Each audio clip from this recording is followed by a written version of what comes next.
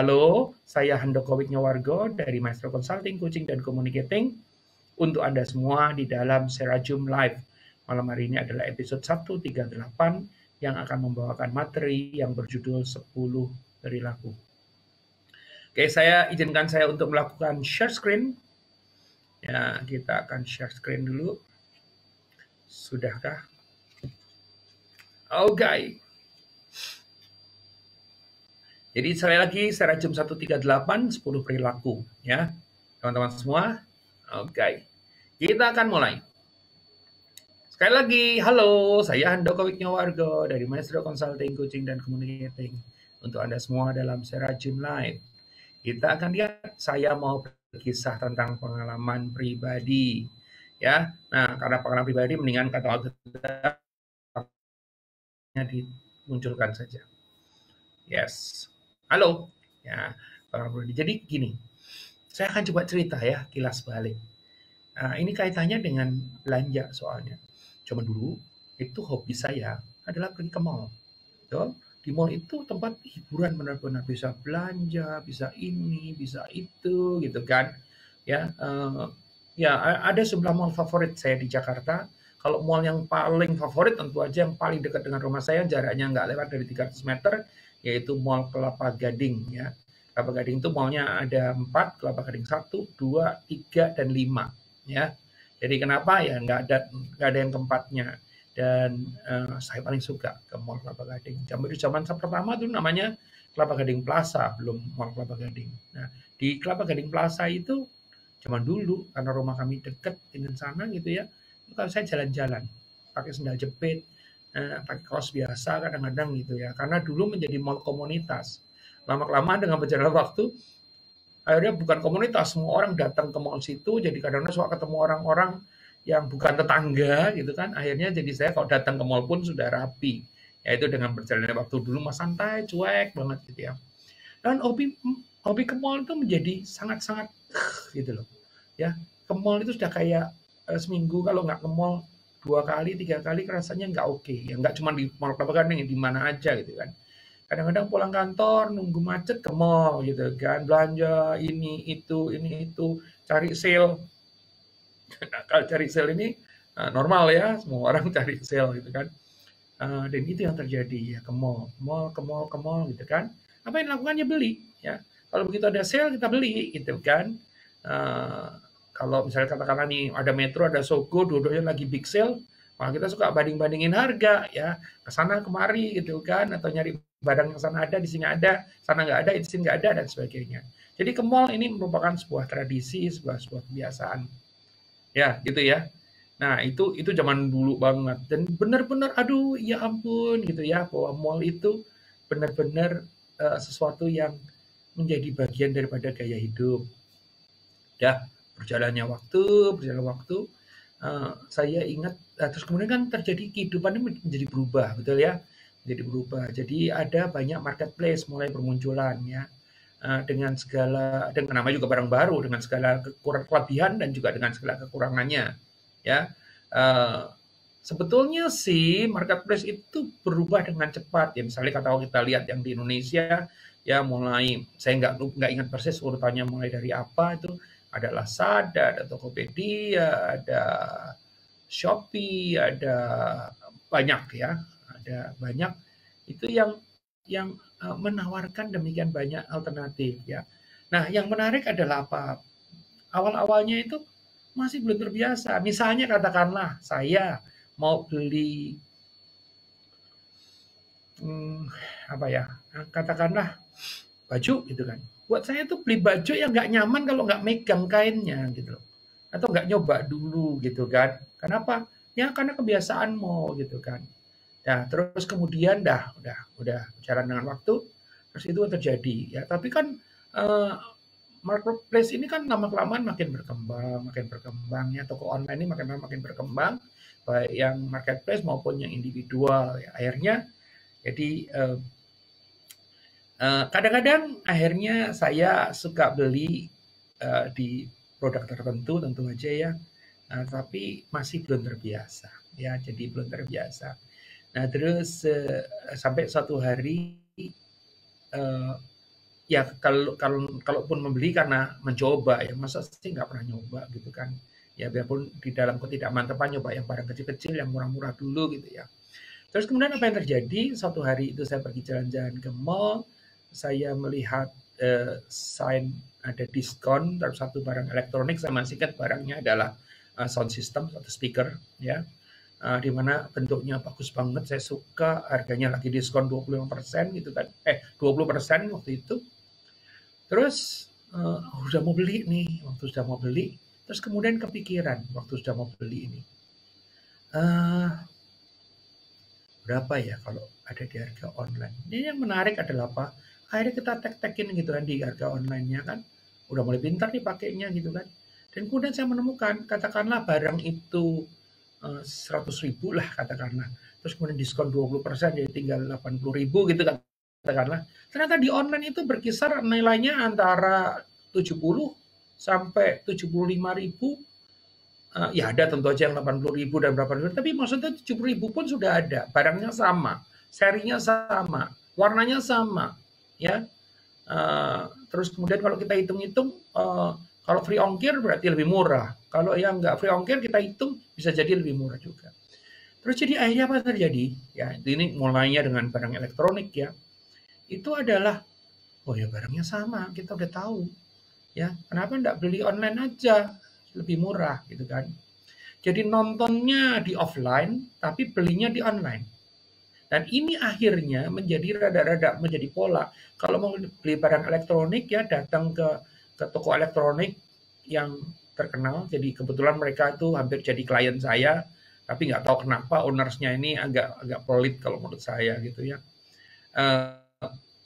Padahal kita memberikan artis yang oke banget buat dia gitu ya. Akhirnya sekarang ya dia terpuruk juga. Itu kita datang, terus kemudian di situ nanya, tapi belinya nanti online.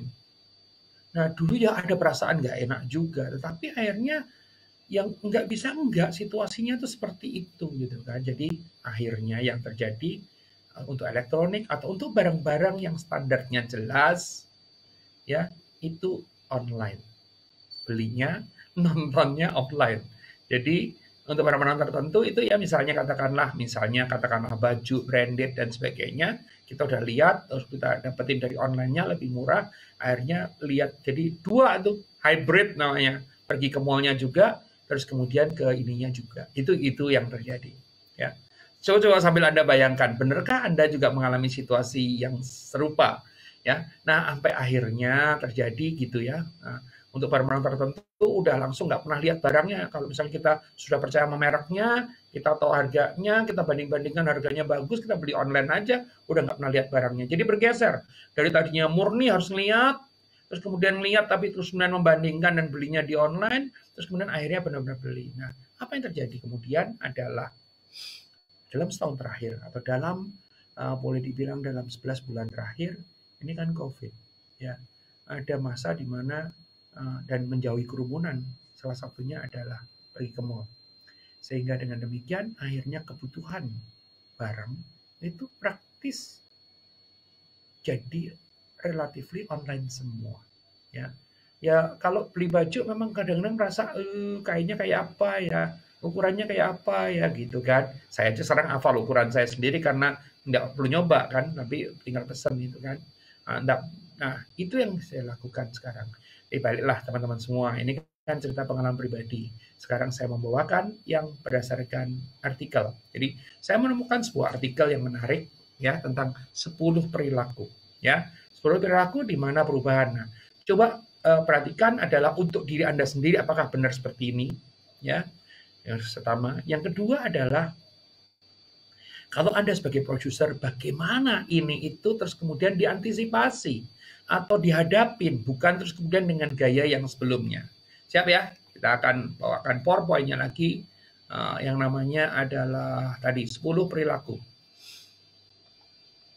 Nah, tadi kan saya bilang kan, saya berkisah tentang pengalaman pribadi.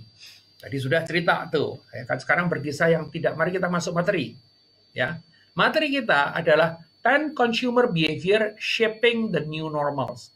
Jadi ada 10 perilaku konsumen yang membentuk situasi new normal. Ya, Oke, kita akan coba lihat. Nah, ini diambil dari artikel di www.criteo.com. Nanti saya akan ceritakan ya. Constant consumer behavior shaping the new normal ya. Nanti saya akan ceritakan siapa yang nulis dan sebagainya. Oke, baik. Satu, consumers are spending more time viewing media, especially online video. Jadi consumer ini meluangkan waktu lebih untuk melihat ke media, terutama online video. Coba benar nggak? Kita beli sesuatu, ya kalau itu barang-barang terutama yang resikonya besar, itu kita suka nontonnya apa? Nontonnya YouTube. Ya, kenapa nontonnya YouTube? Nah, oke, saya terangin dulu ceritanya. Ya, berdasarkan artikel itu dikatakan Gen Z.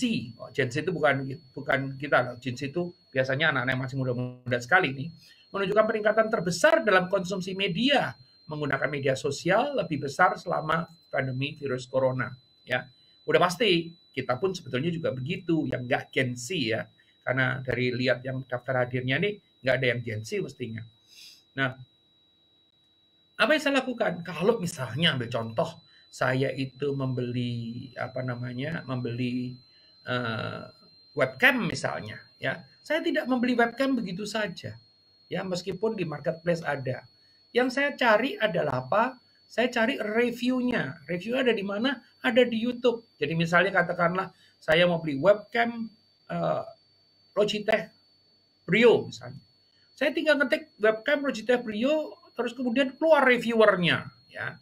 Nah, jadi kalau sekarang mereka menyebut dirinya influencer, jadi mempengaruhi orang-orang untuk membeli. Dia nanti analisa tuh detailsnya, Brio itu 4K, Brio itu begini, Brio itu begitu, dan sebagainya. Terus dibandingkan dengan produk lain. Nah, ini saya tidak tahu, ya. Kepada saya juga terjadi. Sebagai consumer, saya spending more time viewing media, especially online video, ya. Nah, jadi kalau Anda enggak, itu ada kesempatan banyak sekali untuk melakukan itu. Oke, itu satu ya. Satu. Yang kedua, jadi pada saat kita mau beli, kita baca reviewnya dulu. Kita melihat dulu pendapat orang apa. Dan kemudian dari pendapat orang tadi, kalau itu di sosial media, ya tidak harus semuanya YouTube gitu ya. Kadang-kadang keluar di Facebook, Instagram, atau apa. Itu di situ ada yang like, di situ ada yang komen. Nah, dari like, komen, dan sebagainya, itu kita mereview produk yang kita mau beli. Ya, oke, itu satu. Yang kedua, there is a feeling of economic insecurity leading to price sensitivity. Ada perasaan ketidakamanan ekonomi. Ya, artinya apa? Yang sekarang kita masih miliki, apakah bentuknya kepemilikan, apakah bentuknya adalah penghasilan, itu tidak selamanya kita akan miliki. Oke. Jadi ada feeling, perasaan economic insecurity. Rasa tidak aman bahwa jangan-jangan nanti kita sudah tidak punya lagi penghasilan segini, ya. Nanti kaitannya dengan pemotongan gaji, pendapatannya menurun, pengeluaran dengan tetap sehingga keuntungan menjadi mengecil dan sebagainya, ya. Nah, terus kemudian oleh karena itu, karena ketidakamanan ekonomis tadi akhirnya menimbulkan yang namanya price sensitivity, ya, sensitif terhadap harga, ya.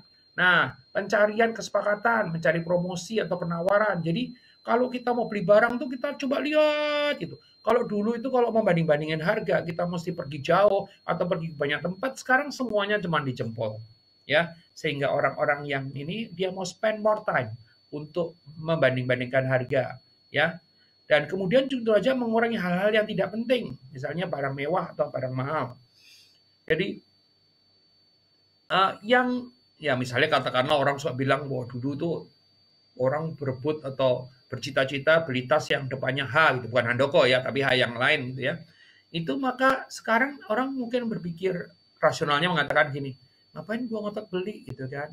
Kalaupun ngotot beli, pakainya kapan? Orang nggak pergi-pergi misalnya seperti itu. Karena biasanya dulu dipakai buat kondangan, dipakai buat ke pesta atau ngumpul sama teman-teman bisa dipamerin. Sekarang nggak boleh sama teman-teman, nggak boleh kondangan juga, ya.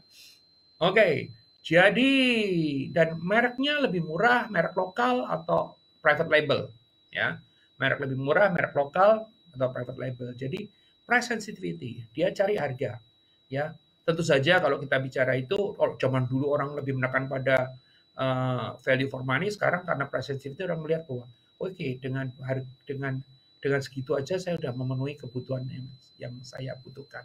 Ya, kalau tadi pertama kali kita bicara soal viewing media, ya, sebelum membeli, sekarang kita bicara soal economic insecurity, ketidakamanan ekonomi, ya, yang akhirnya menimbulkan yang namanya price sensitivity.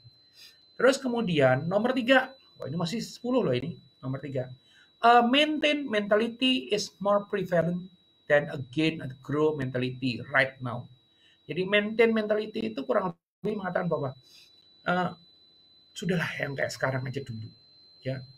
Tidak perlu terus kemudian grow, gain, ya, mentalitasnya lebih baik gitu kan. Misalnya katakanlah tadi saya cerita bahwa saya suka beli baju gitu ya. Kalau dulu itu ada baju baru, ada model baru, saya beli gitu kan. Tapi sekarang bilang udahlah, yang ada aja dipakai dulu, orang yang ada aja nggak habis-habis gitu kan. Nah ini itu selalu ada, maintain mentality lebih menonjol atau lebih mengemuka dibanding gain atau grow mentality pada saat ini. Kalau dulu enggak, ada rasa persaingan atau rada butuh yang namanya kebaruan, butuh namanya yang macam-macam tadi, gitu kan? Nah, ini mental mentality, ya. Menurut Simon Moore, itu CEO daripada Innovation Bubble, sebuah perusahaan tentang ilmu perilaku, sekarang bukan waktunya untuk meluncurkan produk atau layanan baru kalau Anda produser. Bukan waktunya untuk meluncurkan produk atau layanan baru. Ya, tentu saja baru ini sifatnya relatif sekali, melainkan untuk meningkatkan layanan klien yang sudah ada. Karena orang itu tidak mencari yang baru, tapi mencari yang sudah aman, yang sudah lama ini di-maintain. Kalau dia punya, sama seperti kalau dia punya, misalnya punya kamera yang lamanya gimana agar supaya bisa tetap optimal misalnya. Kalau dia punya mesin cuci juga begitu gitu ya. Ya, bukan terus ada model baru seorang beli enggak. Ya, ini maintain mentality. Nomor 4, consumers appreciate brands that focus on their needs during this difficult time. Jadi kalau kita bicara soal needs di sini, consumer appreciate brands that focus on their needs during this difficult time. Ini pasti ada bandingannya dengan wants. Ya, needs itu yang dibutuhkan, wants itu yang diinginkan. Artinya apa? Artinya orang lebih fokus kepada needs. Aku butuh atau nggak butuh. Bahkan orang-orang tertentu bahkan real needs, bukan not just pseudo needs, ya, tapi real benar-benar kebutuhan yang benar-benar enggak, ya. Nah ini yang terjadi. Jadi benar-benar fokus pada needs. Jadi kalau dulu orang saya ingin, ya sama seperti dulu, aku pengen beli baju baru, ingin beli baju baru, padahal nggak butuh baju gitu ya. Dan kemudian baju tadi sudah dibeli, dibawa pulang ke rumah, terus kemudian nggak pernah dibuka juga plastiknya, nggak pernah dipakai juga. Karena apa? Karena waktu itu cuma ingin beli, bukan butuh beli. Ya, sekarang menjadi tidak seperti itu. Kalau nggak benar-benar butuh, ya nggak beli. Ya, nah ini brand, nah ini merek-merek tertentu, ya, ini menunjukkan solidaritas peduli terhadap yang terkait dengan pendapatan misalnya, sehingga mereka itu bisa keluar dengan pendekatan bahwa kita tidak menjual barang yang terjangkau dan sebagainya, ya. Nah itu yang terjadi, sehingga mereka kalau kita lihat sekarang ya, brand-brand itu membantu komunitas karena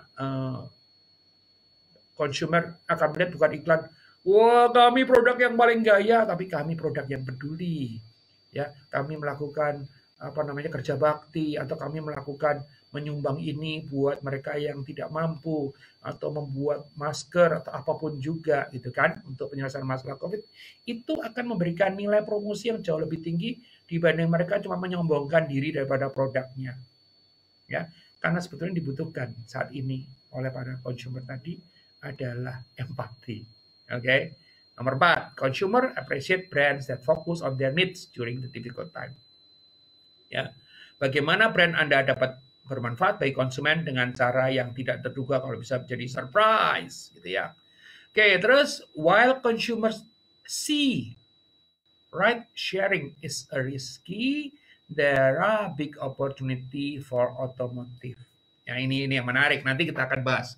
Jadi pada saat consumer ini yang terpaksa harus pergi, ya ride sharing ini kan bisa naik bus, bisa naik kendaraan umum dan sebagainya. Ini dulu menjadi sebuah keunggulan, ya. Kalau kita naik Grab Car, GoCar, atau Gojek atau Grab itu efisien, ekonomis gitu kan. Sekarang kan orang takut gitu kan, takut uh, COVID dan sebagainya.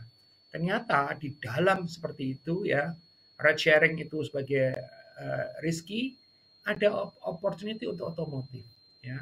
Jadi banyak konsumen menghindari transportasi umum dan berbagi tumpangan.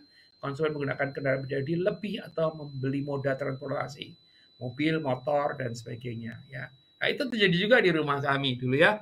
Apa namanya?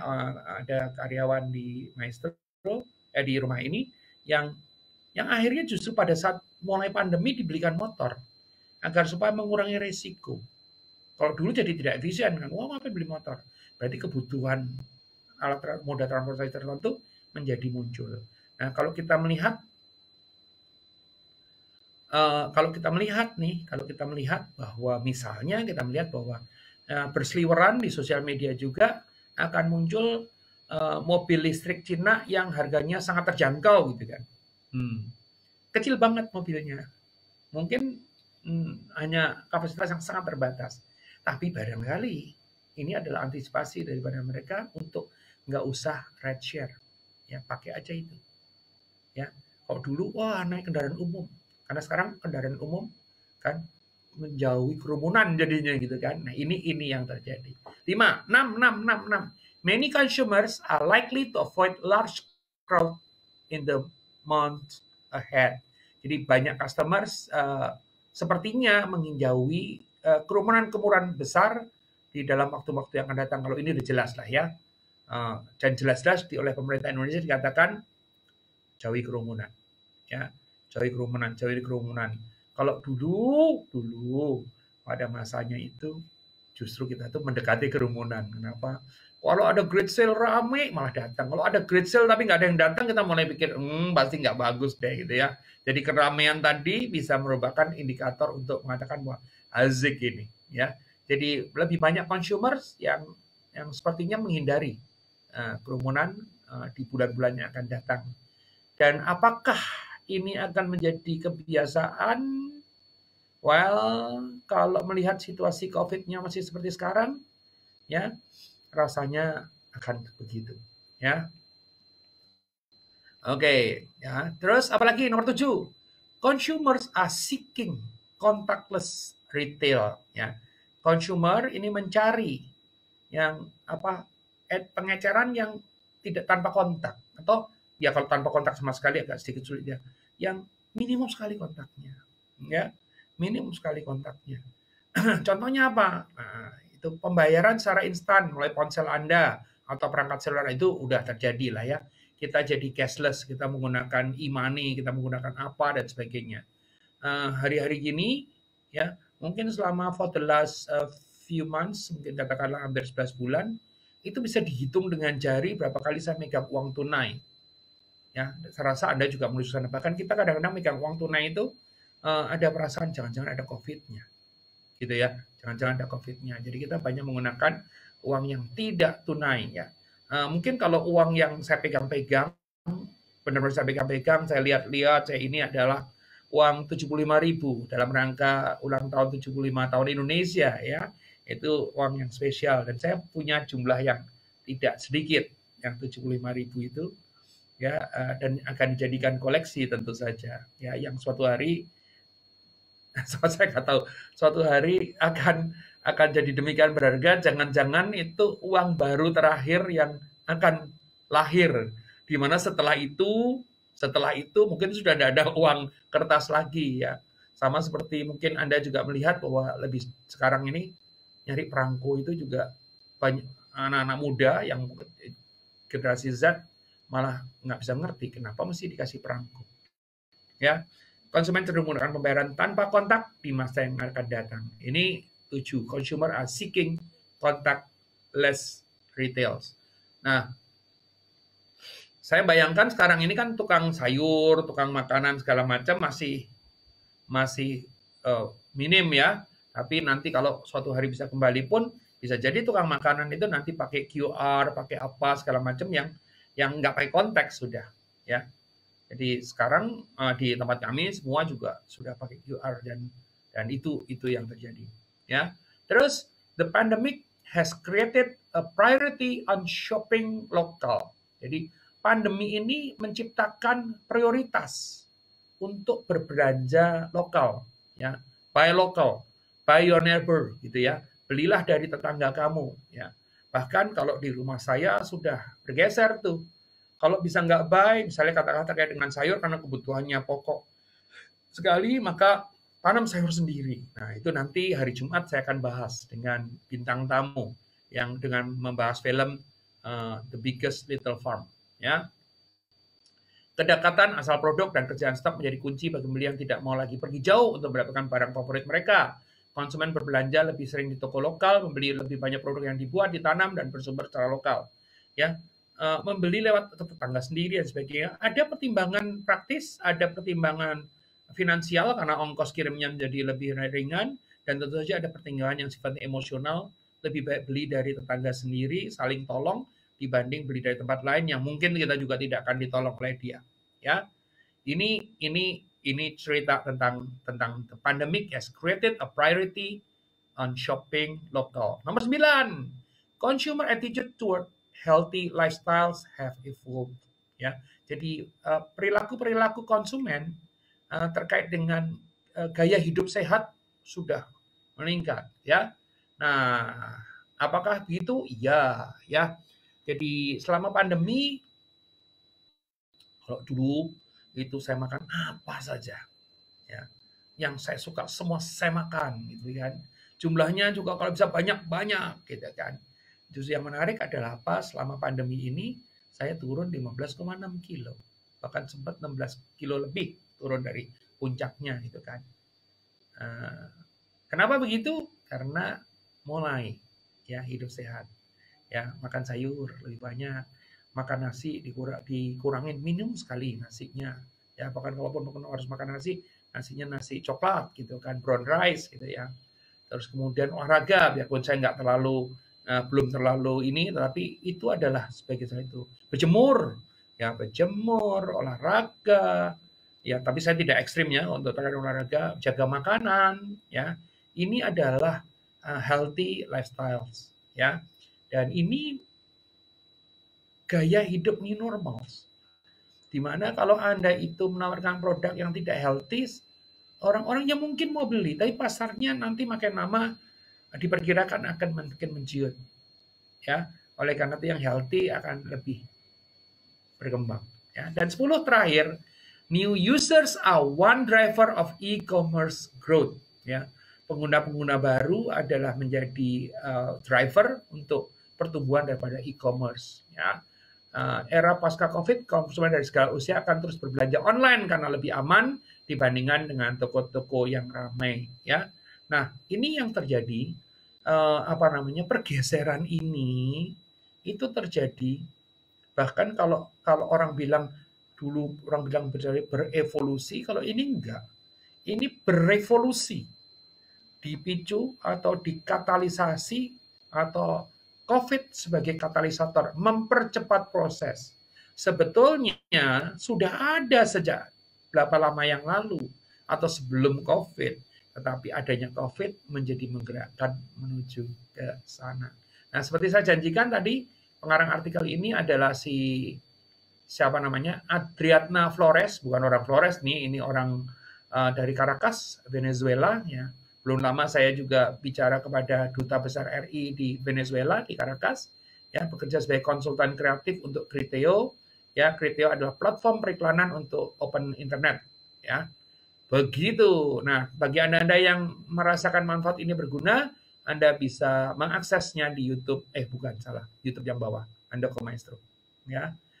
YouTube Handoko Maestro, ya. Kenapa YouTube Handoko Maestro? YouTube Handoko Maestro ini isinya adalah edukasi. Jadi materi-materi secara Zoom semua diposting di Handoko Maestro.